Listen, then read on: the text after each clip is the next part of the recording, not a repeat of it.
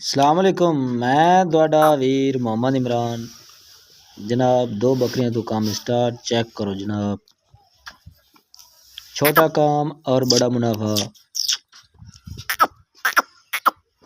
कुछ ज़्यादा होने से बेहतर है कि थोड़ा सा ही सही काम चल जाए और थोड़े से स्टार्ट लिया जाए। ज़ाया वक्त करने से बेहतर है कि काम को शुरू किया जाए। देखो इंशाल्लाह बहुत बड़ा फार्म बनाना है, मेरी एक उम्मीद है। और पुर्जा चेक करो कैसा।